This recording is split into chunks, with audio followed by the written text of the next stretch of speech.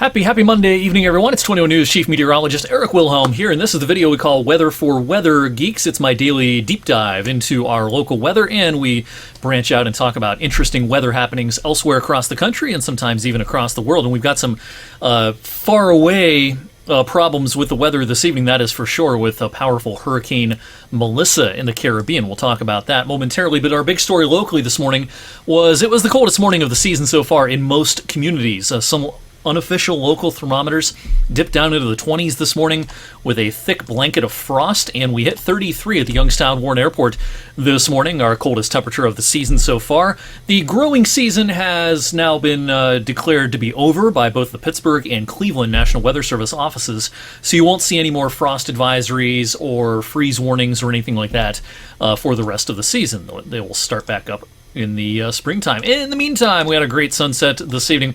Had our Canfield Fairgrounds camera pointed kind of to the west, and kind of on the edge of a band of cirrus clouds that's thinning out already early this evening. Made for a really nice sunset this evening.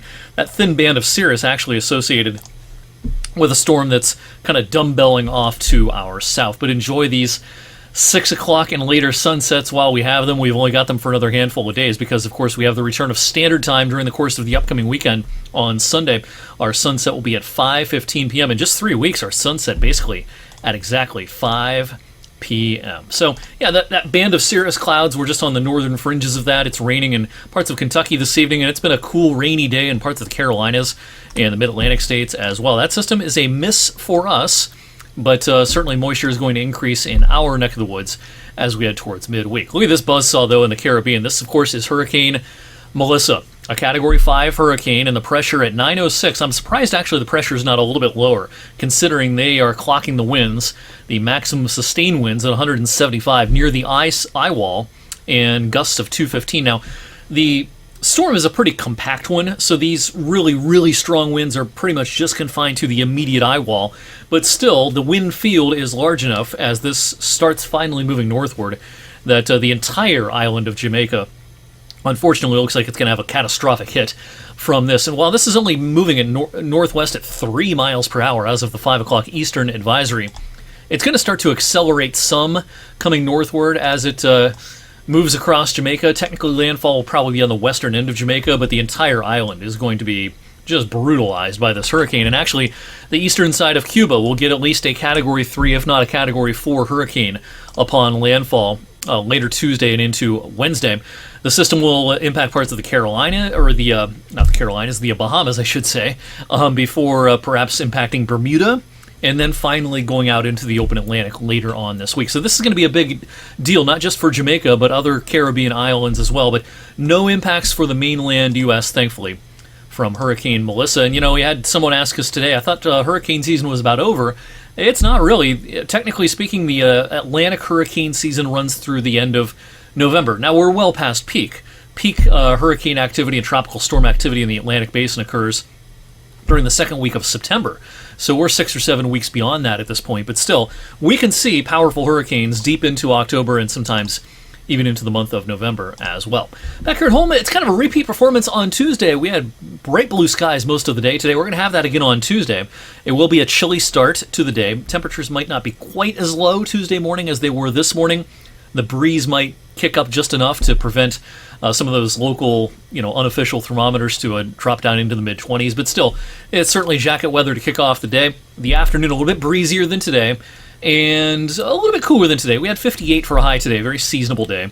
We'll stop at about 54 or 55 on our Tuesday. But take advantage of Tuesday if you can. This will be one of the better days in our forecast, and I say that because after a sunny day Tuesday, we start Wednesday with some sun, but clouds will increase in the afternoon. What we've done with Wednesday's forecast is we are going to allow for the small chance of a little rain towards sunset. I think the rain is more likely after the sun goes down Wednesday evening, but by 5:36, 6:30, I wouldn't be surprised if, especially in areas south of Interstate 80, we started to see a few raindrops in the mix. And well, once the rain gets here, it's going to be here for much of Wednesday night into parts of Thursday as well, along with a gusty breeze. And if this were a wintertime storm track, this is a favorable storm track for us to be in a band of heavy snow.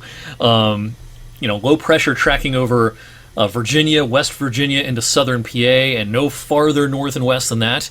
That's pretty favorable track for us to not get into the warm sector in a winter storm scenario. But it's not snow, it is rain, it's quite a bit of it. Our models here are indicating maybe upwards of an inch to perhaps up to an inch and a half worth of rain out of this on average, with the bulk of that falling between about 7 or 8 Wednesday evening through about 3 o'clock Friday morning. The daylight hours on our Halloween should be better, but it will be blustery and it will be chilly. Check out the upper level flow here as I put this in motion. And pay particular attention to the end of this animation. We're going to skip forward to a week from today, next Monday. We have a intensifying trough over southeastern Canada and the northeastern U.S. If you think it's a chilly pattern this week, wait until next week. We're going to have a few days next week where, we're going to be hard-pressed to get out of the mid-40s for daytime highs. So the first several days of November, I think, will be chilly. This chillier than average, pattern has some staying power. I think it's here through at least the first handful of days of November, so it's hard to find a warmer than average day over the next 10 days. 10 days from right now is November the 6th. Our average high by that point is 53. It's 58 today, but it drops to 53 10 days from now.